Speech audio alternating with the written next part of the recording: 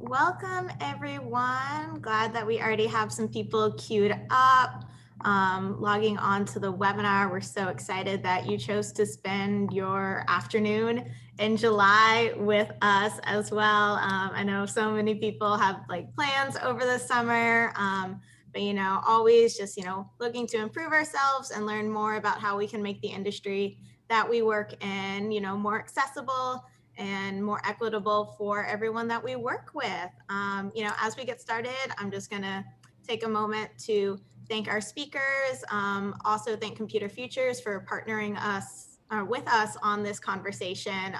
We know it's really important to them as well to make sure that folks from all sorts of backgrounds have access to tech careers.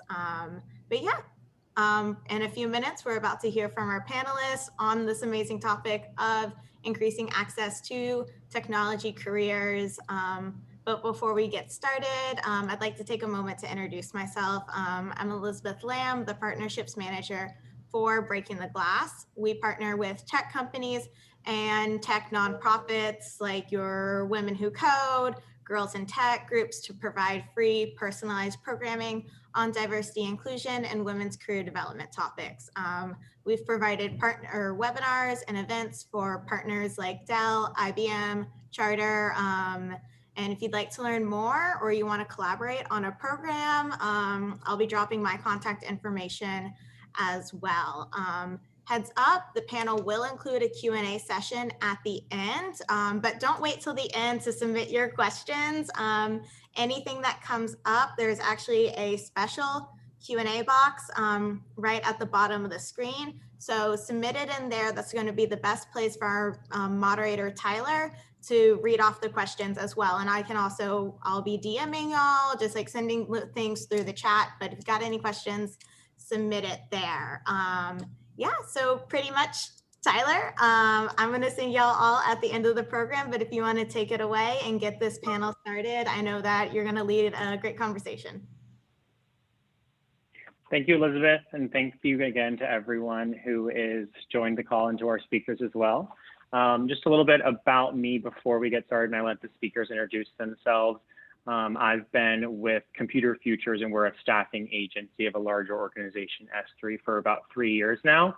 I manage part of our business intelligence, analytics, and data engineering team. And I work with our clients as well as our candidates, so helping them through the interview process, hearing about what it is that they want to do next in their career, and then getting them onboarded, and then just the entire recruitment process, start to finish, for anything contracting. So with that being said, I'd love to let our speakers introduce themselves a little bit, and we can go to Carrie first. Hi, I'm Carrie Getz. I'm the CTO and principal over here at Strategicom.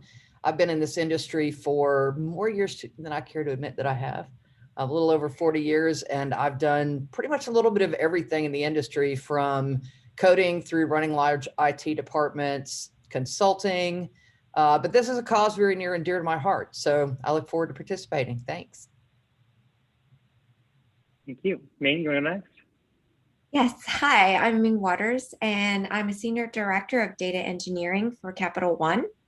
I've been in technology for a little over 8 years, and proud to work in the space of machine learning, data modeling, data engineering, as well as product management. All right, and then my name is Gauri Ramesh. I am a software engineer at Microsoft. I'm pretty early in career. I just graduated from university about a year ago and haven't really enjoyed my time being an engineer. So I'm excited to have this opportunity to join you all, and just wanted to thank Computer Futures for this opportunity. All right, awesome. So we'll dive into our first topic, and the first one is kind of related to a little bit exactly what we're going through right now. So nearly 1 in 10 women have reported quitting their job in recent months due to something related to COVID-19, and the largest share of those women coming from younger, minority, uninsured, and low-income groups. And 3 in 10 women have actually had to quit their jobs specifically due to something related to school or losing childcare.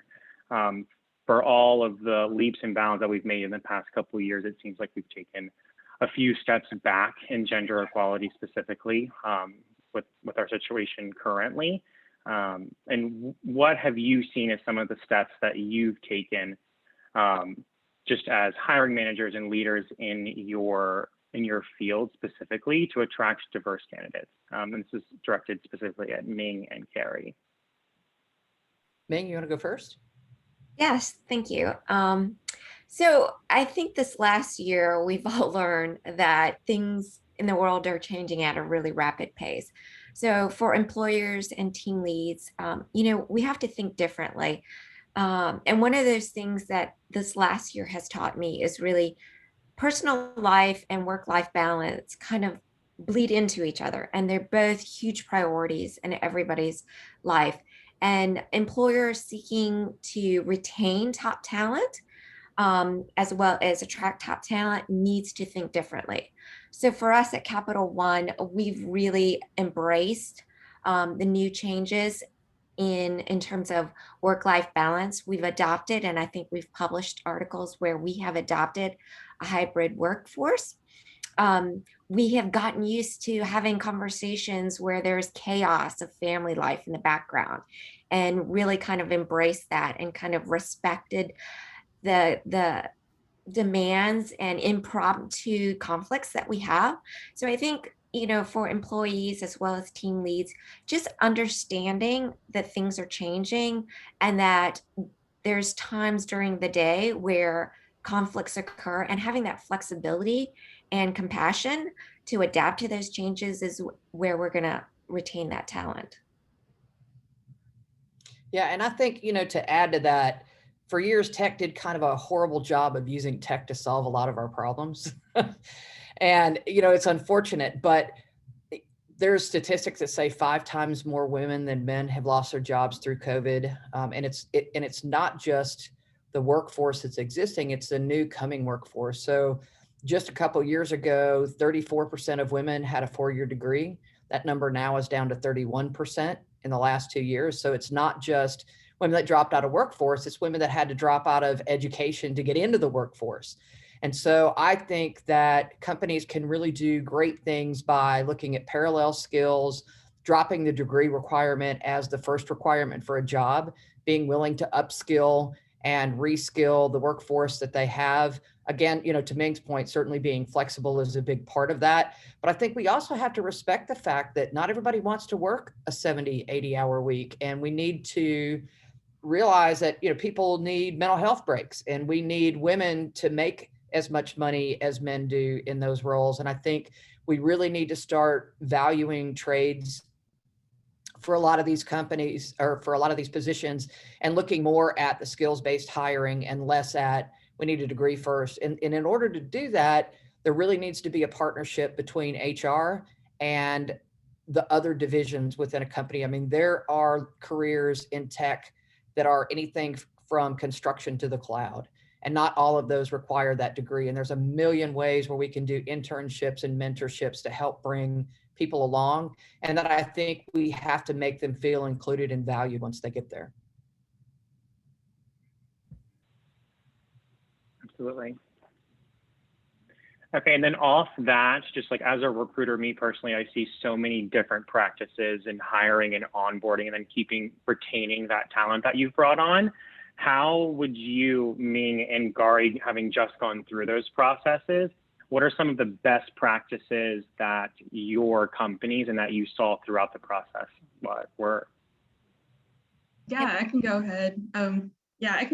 Yeah, I think that some of the best practices include just making all your candidates feel like their time is valued and respected. And I think that we have a lot of opportunities with that, with having been online and having to move to a virtual workforce during COVID-19 to kind of rethink how we do those things, because nowadays we can do interviews and stuff online, and we can actually reach a lot larger of an audience in our hiring pools and stuff like that. And I think people who may have otherwise not been able to, might not have had the means to take an interview somewhere, have the opportunity to now that as long as they have access to internet connection and are able to actually get into that hiring process. And so I think that it's now a lot easier we have an opportunity to make it a lot easier for people to get jobs in the tech industry, but it also puts a unique onus, I think, on companies to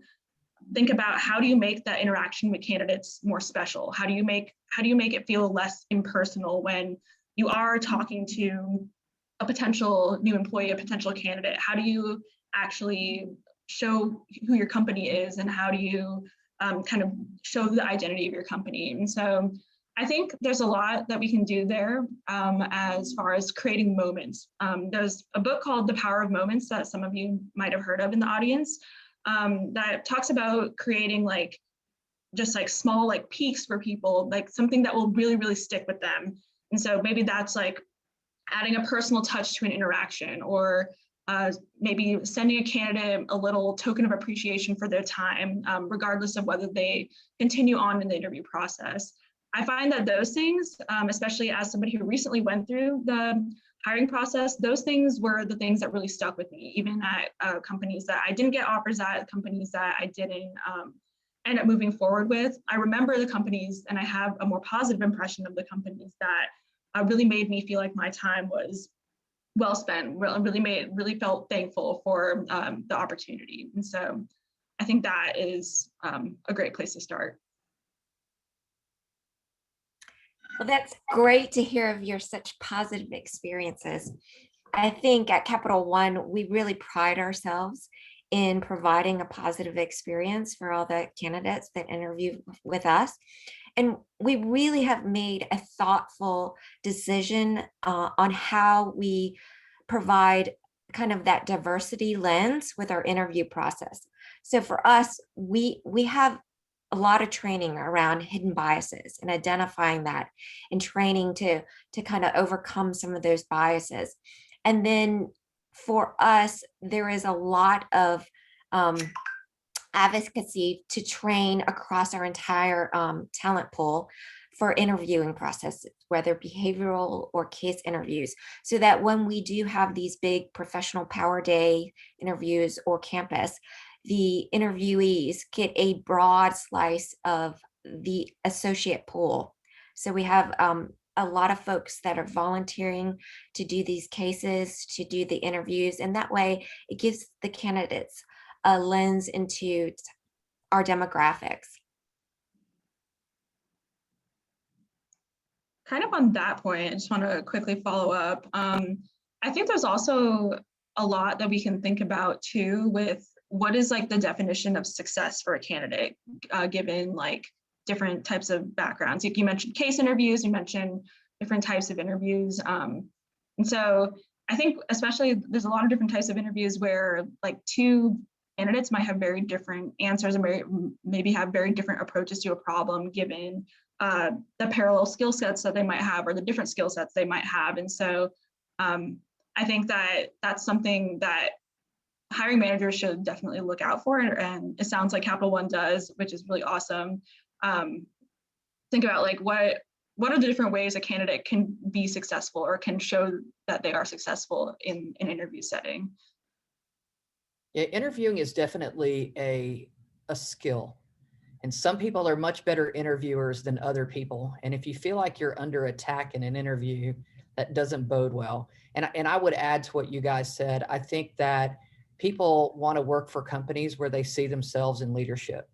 And so if your company makeup and your board is nothing but middle-aged white men, that might not make some people feel comfortable. I think people need to see themselves in the management of the company. They need to see themselves when they walk down the hall, and they need to see themselves when they meet other people in the company. I know one of our clients, they hire a lot. They hire a lot of data engineers like on this team, and they have two routes in interviewing that the candidates can take. It's a case study they can take home and present back, or they can opt for more of a brainstorming session to kind of do that exact same case in a setting of where they're on screen with the managing panel. And it kind of allows for whichever setting the candidate feels most confident, they can showcase their skills. And I think that's something I don't see a lot. And it's really cool to see clients doing that and giving these people the option of knowing their situation and what they're going to be most successful in.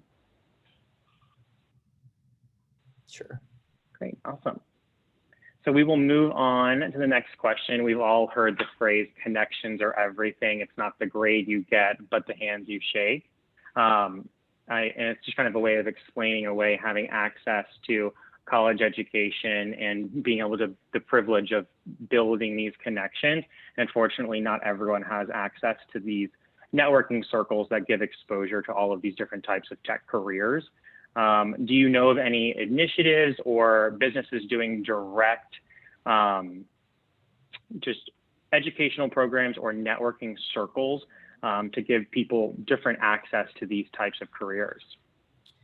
Well, I'll start with this one. I think that we have to, not so much access, I think we need exposure at a much younger age. Girl Scouts now has a tech badge, which is great, but we have to make sure that there's exposure to all the different careers, right? It's not just about writing code. You don't have to be good at math. You don't have to write code to be in tech. And so I particularly do a ton of work in the data center industry, and it is the most used, least known industry, I think, that's out there. Everybody with an iPhone uses a data center, but people don't know what data centers are, and they don't understand what the careers are in a data center. And so I think we have to do that exposure much younger through career days and outreach. Once it gets to a different level, then I think we need to be really active in student chapters for organizations like As Is and Women in Tech and Bixie and all of those others, and really support the ones that are working on scholarships and trying to get a foot in the door. And we also have to understand that there's a lot of people that are physically in locations where none of those exist. And so I think LinkedIn groups and being able to do virtual mentoring definitely helps in those areas. And I think that probably one of the great skills that we should teach young people is how to be a mentee and what to expect out of that relationship. Because I think a lot of people go into a mentoring relationship just assuming somebody's going to solve all your problems. And that's absolutely not the way that that's supposed to work. And so being able to support some of those mentee and mentor relationships, I think is a good thing. But, organizations, from the start of your career through the end of your career, if you are with like-minded people, the wealth of information that you can get out of those organizations, the networking, all of those things are amazing. And then there's other organizations like lastmile.org that does things like it'll pay for your gas to get to an interview, because in some cases that's the barrier to employment for some people. They just can't get to the interview because it's in another city, and the company says, hey, we'll pay you back.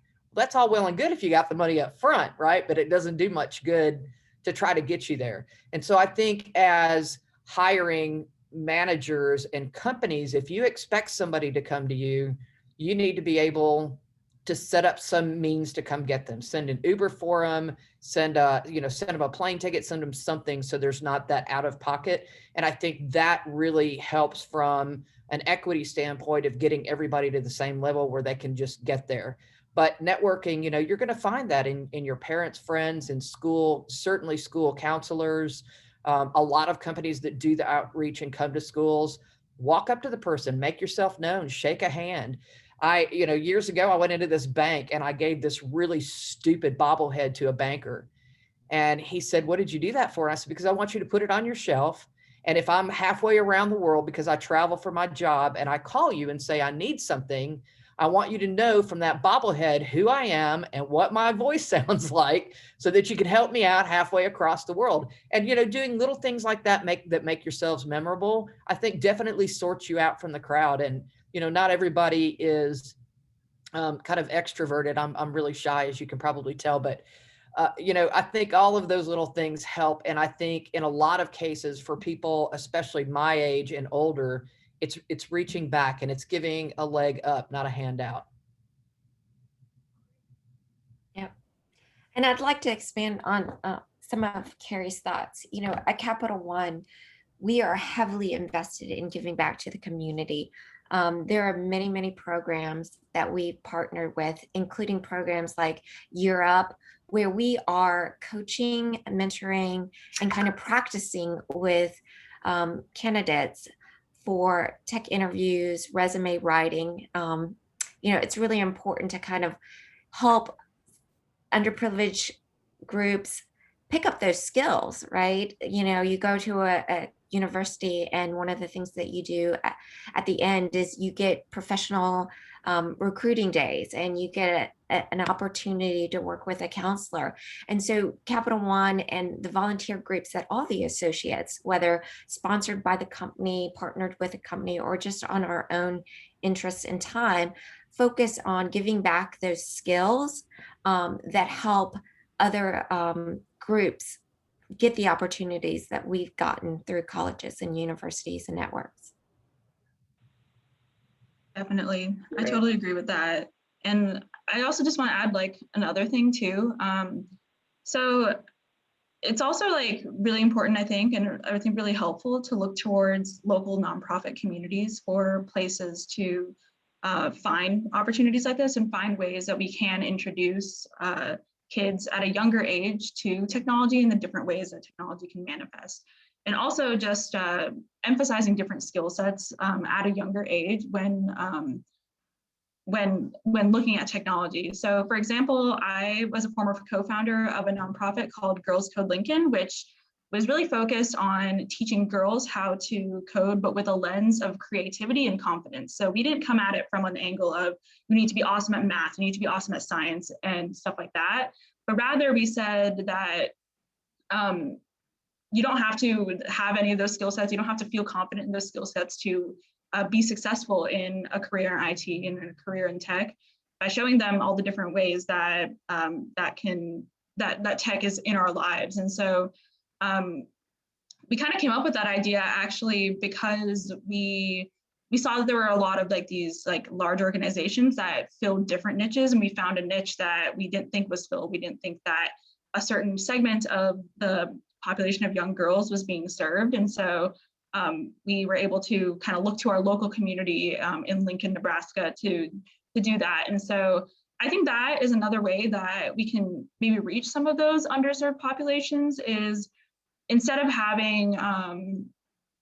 just having like the ones that are associated with schools and kind of the more traditional avenues of getting exposure, we have something that's kind of separated from all of those things to help to help serve the people who may not have otherwise had any opportunity to get into the industry, because sometimes these programs can also serve as a couple of hours of childcare for some families, being able to send your kid to a free after school club or a free weekend club for a couple of hours, so that way they can like learn some of these new skills that kind of doubles as a way of like something for your child to do that isn't as expensive and prohibitive as some formal childcare. So there's a lot of different ways, and I think ways that we can be creative as professionals and as people who are passionate about diversity and inclusion to help reach some of the people that may have otherwise been left behind.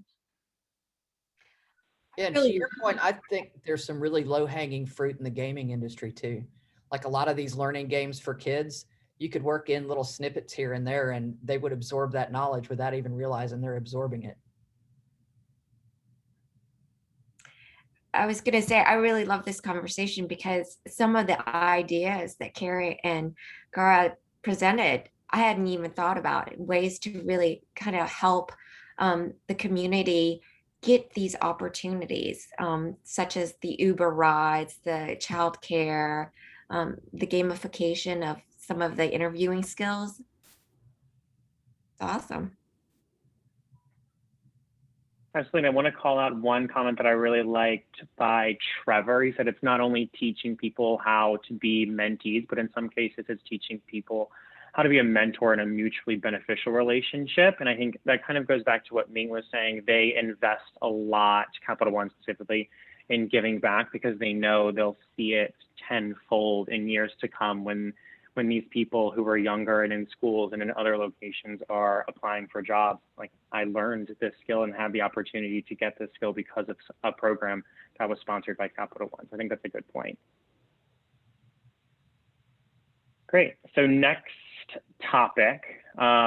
often we hear for people that are hiring for open roles when they don't fully understand the role, kind of that first screening call that's coming from an HR generalist, and it's not with the hiring manager specifically, and they can get trapped into looking at a candidate who only has the identical skill set on those first 3 bullet points of a job description.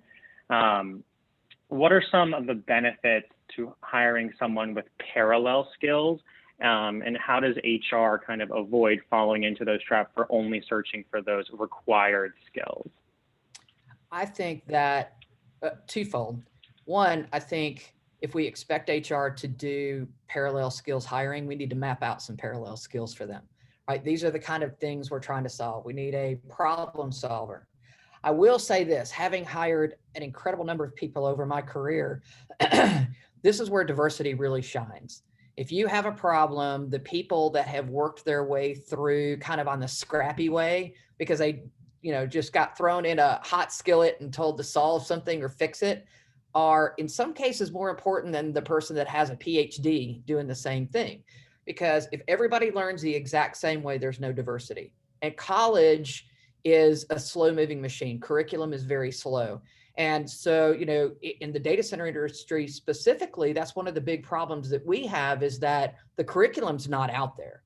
And so if you're going to bring people into this industry, it's going to be through parallel skills.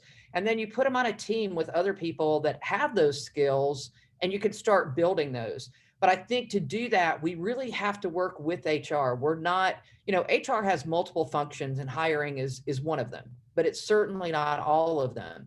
And we as managers have to be better at opening it up. You're not going to get the ideal candidate. And I would argue you don't want the ideal candidate, because if you bring everybody in and you try to fit every square peg into any shape hole, or vice versa, you're not going to get that diversity. And we've seen this over and over in tech, where like AI holds the bias of the coder, and other areas where diversity would be just a huge change. And that's diversity of thought, not just gender or anything. It's anybody that thinks differently because they were taught differently.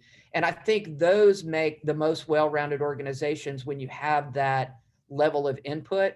But I think we really just have to work with HR, and don't give them this box to tick. Like, you have to have, I'll give you a good example. A friend of mine, on the little box, you have to have Oracle CRM. This guy had 20 years of CRM experience. It wasn't on Oracle, but let's be fair, they're all pretty similar, right? So he was not even considered, and would have been a great candidate and could have very easily taken those parallel skills over. So those are the things, we have to be a little less granular in our tick boxes for HR to help them be better advocates for us.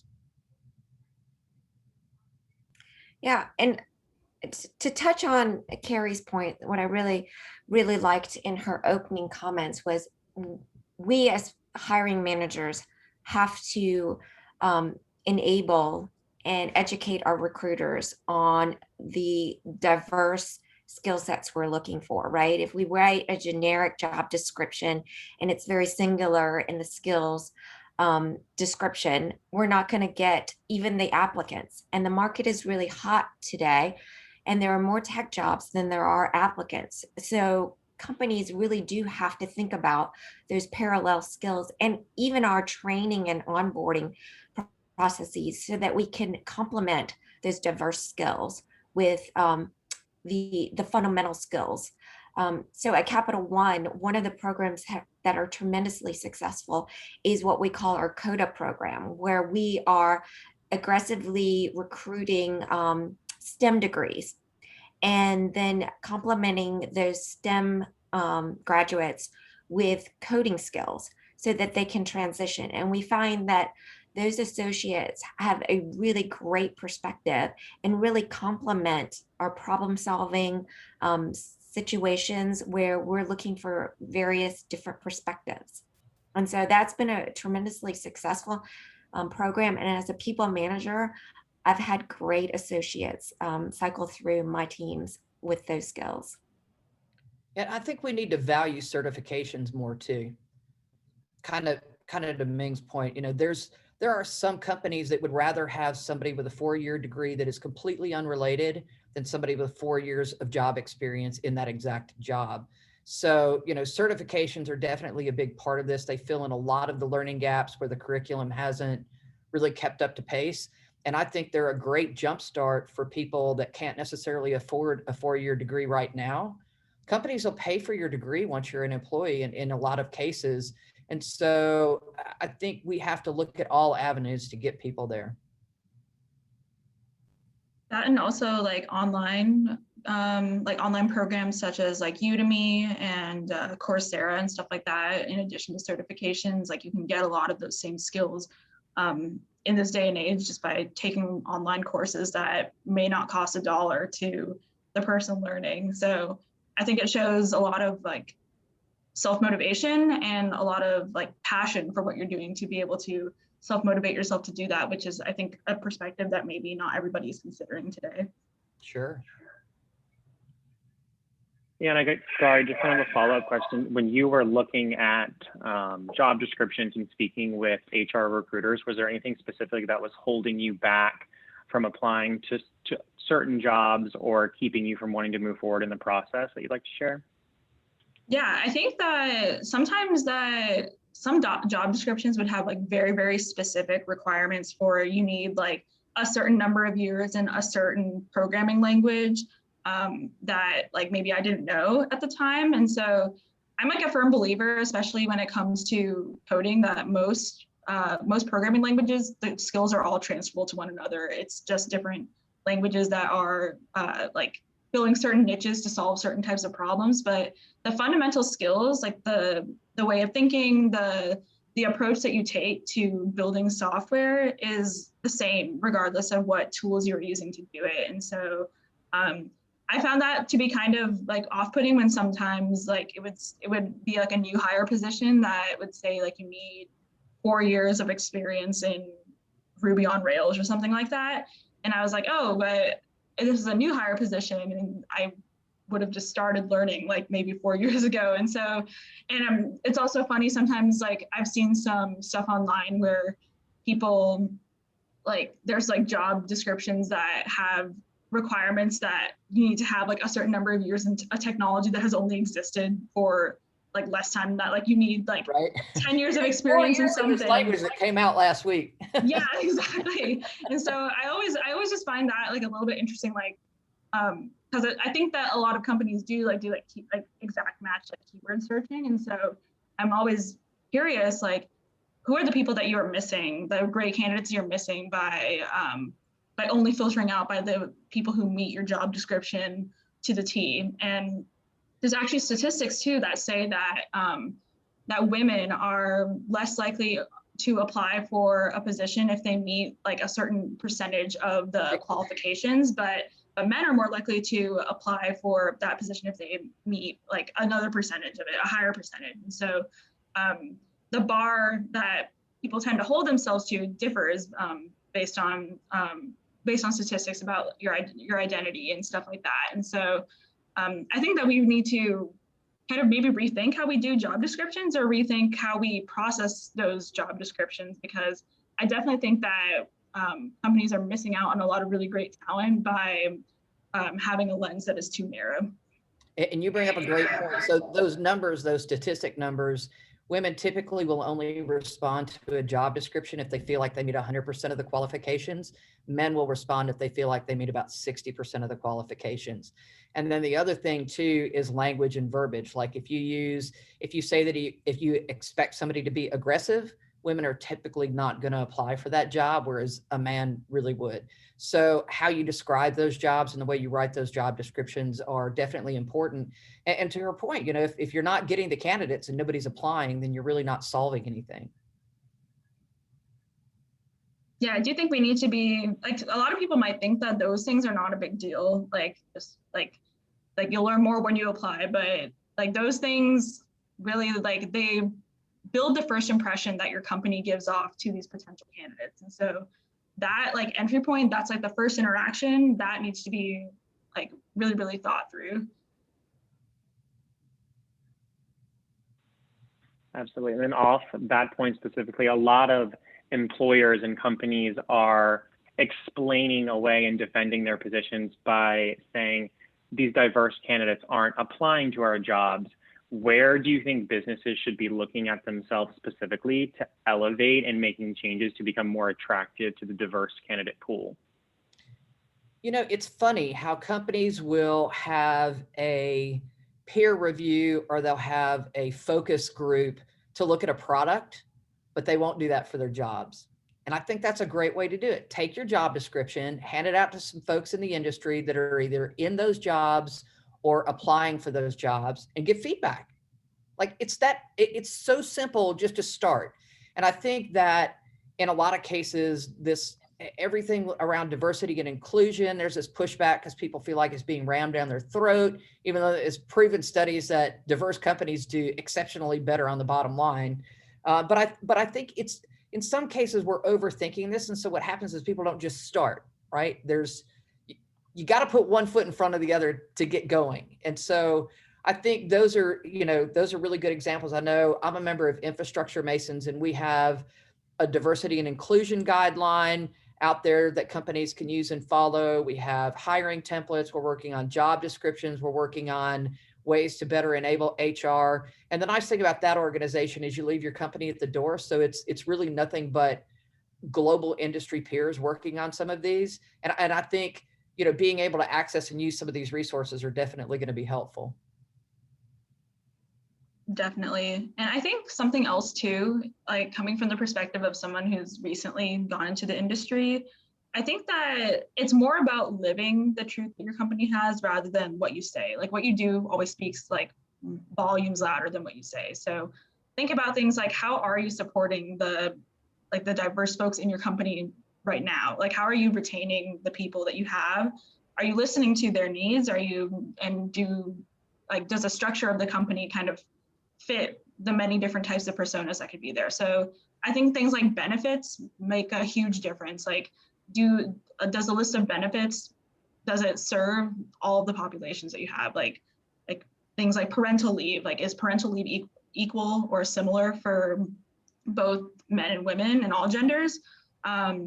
Things like that. And also just like, it's like a lot more of like what you do rather than what you say. And I also think that kind of goes back to what we were talking about earlier with like the interviews, like how do you create like moments and positive interactions in the small amount of time that you have with the candidate?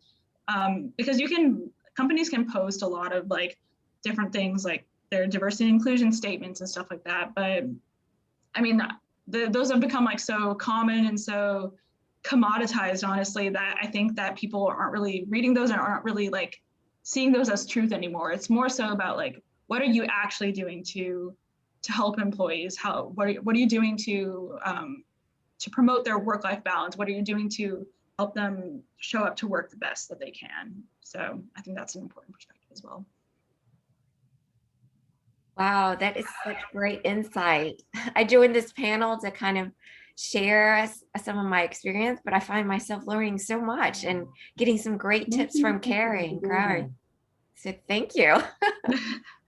Thank you. Yeah, I'm learning so much as well. I think every time you do one of these panels, you learn as you go. I've done several of them, and every one of them has been a learning experience. To go off Gary's point, like I always, whenever I have a candidate who's interviewing with a client that I've already placed someone at, or we know someone who works there who's an employee and not in a leadership position, I always like to give the option of, do you want to talk to someone who is on a team and really hear the practices that are in place and are actually they're doing day to day, instead of just hearing the highlights at like a 30,000 foot level, and actually hear what's been put into place instead of what's just on the books, It does help, and I can definitely say in the past, I've reached out over LinkedIn and say, hey, what's your experience working at this company? Even to people I don't know. And if it comes back pretty negative, online, there's online reviews of companies, and I don't kind of agree with those because, online interviews, people have gotten so used to being cruel online and saying things they would never say to somebody's face. And so I kind of take those with a grain of salt, but I think if you can reach out sporadically and talk to people especially in some of those networking groups I was talking about earlier. You know, what's your experience working there?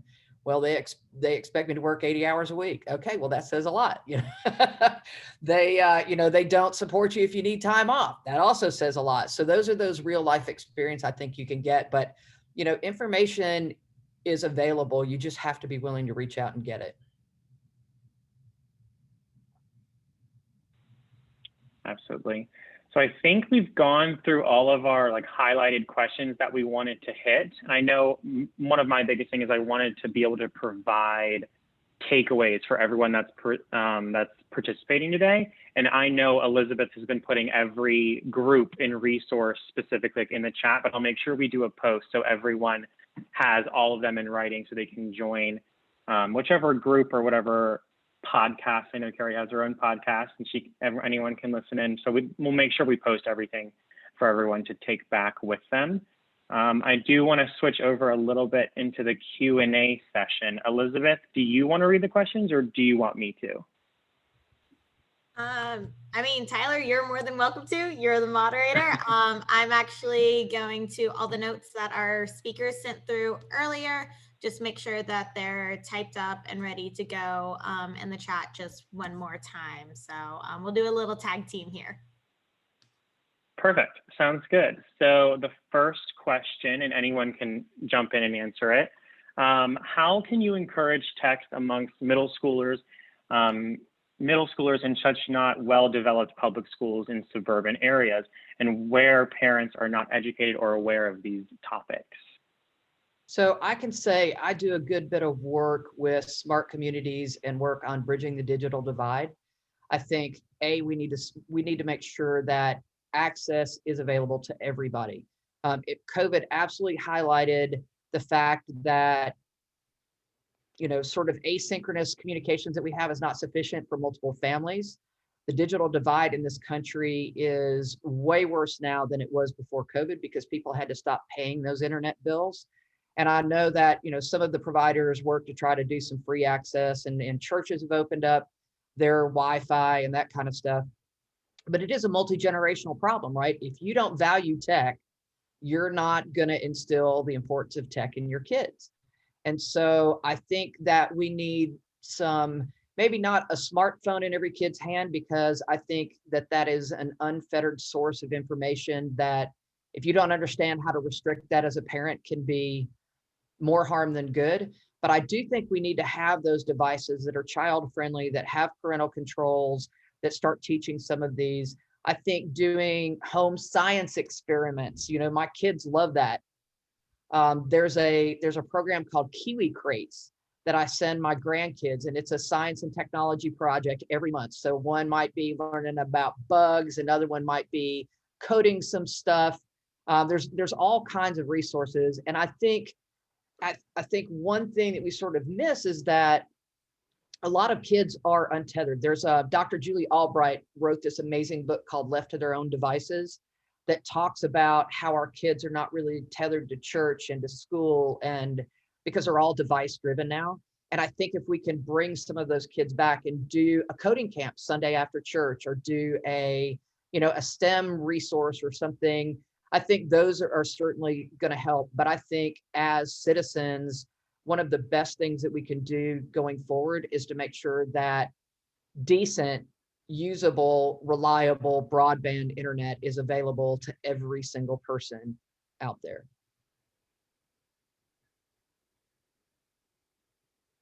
Definitely. And I would just like to add that I think, you know, there's formal and informal opportunities to volunteer and to give back to the community through your employee, but every associate on a personal level has opportunities to find those nonprofits where that they can contribute and share their experiences, share some of their formal or informal skills that they've picked out through their years of experience in churches. And those arenas are really where we're going to reach the organizations, because often the larger companies lean more to more formal nonprofits that have gotten down the request process and know how to go through the funnel, right? And so if we're really passionate and advocate, we will, as individuals, seek those opportunities to give back. And there's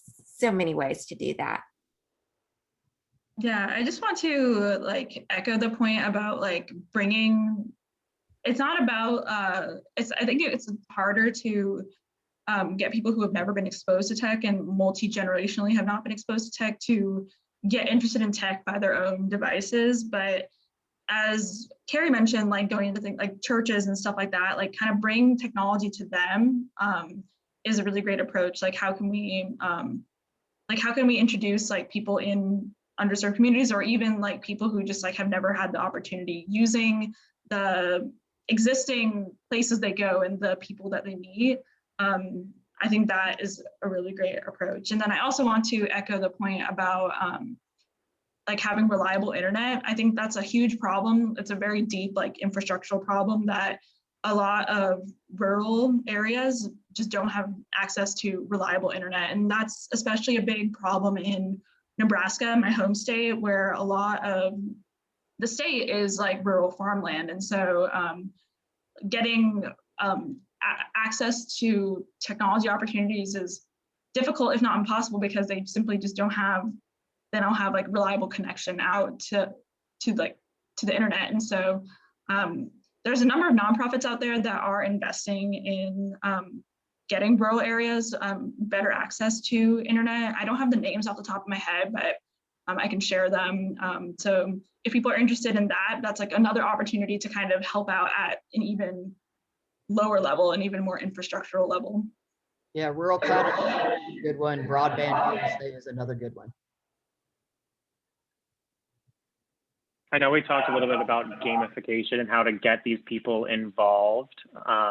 Salesforce being a huge example of how to get so many people involved through gamification. But how specifically have you seen any other ways of people who wouldn't be interested in tech jobs or coding right off the bat? Have you seen any other like really cool ways recently to get them involved? You know, there's a little caterpillar that teaches kids how to code. And by putting different segments of the caterpillar together, you make it turn left, you make it turn right, you can make it go in a circle. I think those are kind of really good examples. On my podcast not long ago, there was a lady that was over the skills and really driving tech to elementary schools.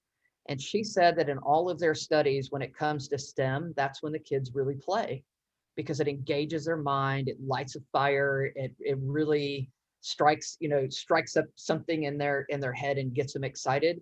And so I think that, schools are a great place for some of these places to happen. But I think, if you're out there and you're a teacher, invite somebody in tech to come talk to the kids. I've got, and there's other sides of tech, like I've got 4 million miles under my belt doing projects literally all over the globe. I couldn't have done that without tech. So it's not just hands down, sit down. I mean, culturally, it's such an amazing, diverse world to be in, and it opens up the globe, literally. Yeah, and I would say I don't have a suggestion on how we increase visibility or excite folks into joining tech, but I can say, it's just my personal observation. When the world is in a shortage of something, innovators come out and find really novel and unique ways, right? And today, speaking from my own professional experience, there is a huge shortage of tech talent. And so it'll be interesting to see what innovators out there, startup companies are doing to kind of encourage and feed that funnel. Because as soon as there's a shortage, there's always innovation. Well, yeah. And on top of that shortage that we already have, they estimate within 5 years, 30% of the tech population is going to gray out and retire. So if people aren't thinking forward, like to tell your kids and suggest to your kids great careers to get into, tech is something that's never going to go away, right? Tech, medicine, STEM, there's certain careers that will always be needed. Absolutely. So we just got another question. It is, how do you gauge the value of employees who invest their time and their money into continuous learning and upskilling themselves? So I will say this, I think that anytime somebody brings new skills to the table, that builds your diversity profile, right? It might be in something completely unrelated, but it still alters their way of thinking and it alters their perception and it brings new ideas to the table in any brainstorming session. So the employees that take it upon themselves to learn new things, I think that you have to really embrace that and encourage that because, and I will say it takes all kinds of employees. Like I've had heads down coders that work for me and that's all they ever wanted to do. They never wanted to go anywhere. All they want to do is sit down and write code. That's their passion. They love it.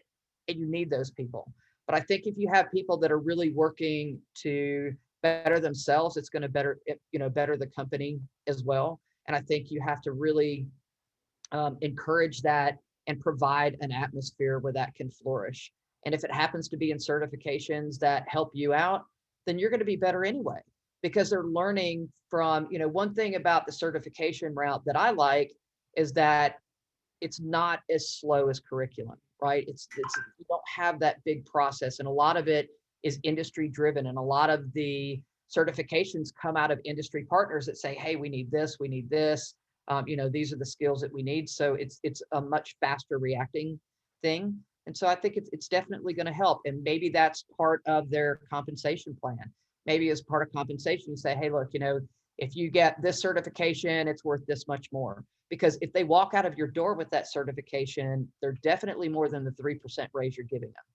And I think that, in a lot of cases, that was a big problem in consulting because, you'd send somebody off to get 3 certifications and then your competitor would come offer them $10,000 more a year and they'd jump. And so you have to value those employees and what they bring to the table. And you also have to be ready to open up that pocketbook and say, and I think that's a good function for HR. This is what these certifications, this is what this level of experience is paying in the industry. And if you've got somebody that you've now given 5 years of experience to, and you're giving them a 3% raise over 5 years, at the end of 5 years, studies have shown they're actually making less than when you hired them because it's not keeping up with cost of living. So you have to take care of your employees or they're not going to take care of you. And it's $100,000 every time you turn an employee. Yeah, and I would like to say, it's not just about investing and paying for those classes and the certification, right? So at Capital One, we recognize that a lot of training that our associates do are on their own time. And we've talked about work-life balance and the challenges of, parenting and working a full-time job. So we've actually invested in tech called Tech Invest in Yourself Days, where we are allocating new meetings. We reduce our capacity so that the associates could study during the workday. And I think that's, in addition to paying for the online classes and the certification, is a really way to show your commitment in continuous learning and education for your associates. That's really awesome. I love Tech Invest Your Days.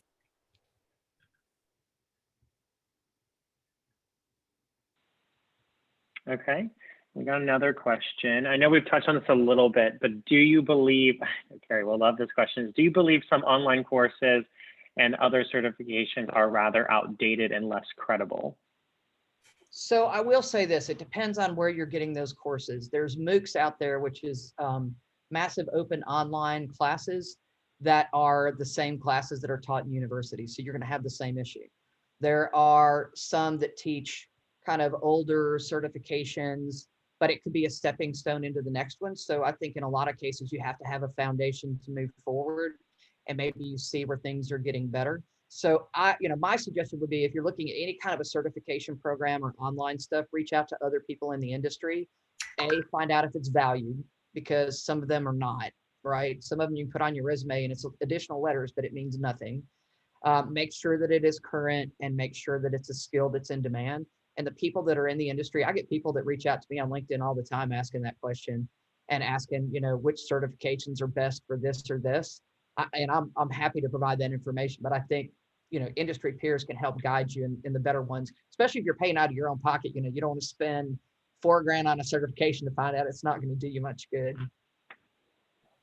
Definitely. And it's also just like with anything like on the internet, there's just like a huge ocean of things. So it can be hard to find like the highest quality things. So I think definitely leaning on people in the industry, as Carrie said, but also just like forums and reviews and stuff like that. Look at how recent the reviews are. Look at like the kinds of roles and kinds of things that like it helped people get. I think is a really good bar for quality. That's typically what I do when I'm looking to find like a new skill to learn. Is I look at, okay, what did the people who took this course before me, like what did they do with this information? And how recently did they do it? Because it can be really hard just by looking at the title or even like the syllabus of an online course to know whether it's up to date or whether or not it's relevant to the industry. And our industry is like notably very fast moving. So something that like doesn't look out of date might actually be completely out of date, and you could spend your time and efforts and money elsewhere. And so that's doing a lot of research, I think, to filter out the ones that maybe aren't as useful is helpful. Perfect. Well, I think that's all the questions that we've got right now. And like I said, we'll definitely post all of those resources on the Breaking the Glass LinkedIn page, just so everyone has them and can do what they want with them. But I think this was great. And I want to thank all the speakers again. Thank you for taking the time. I know you guys are busy. And Elizabeth, I don't know if you have anything else you want to add. I just wanted to say again, thank you. So much valuable, great information. Attendees, there will be a recording of this webinar. Y'all were so great. You engaged, you asked lots of great questions. For the recording onto your colleagues as well. Like the more people who have access to this information, the more, we're going to be able to spread it and share it and, help out the people that need it. So, if you liked anything that you saw, like get connected with the speakers, say thank you. And yeah, just thanks again for attending. We really appreciate your time, and I'll have some follow-up information both on LinkedIn and over emails as well. Unless any of our speakers want to say any final thoughts, I think we're ready we had a great Tuesday afternoon. Thanks so much for putting this together. Yes. Yeah, thank you so much for organizing this. Thank you. Y'all have a wonderful one. I'm going to close this webinar down. All right. Bye. Thanks, everyone.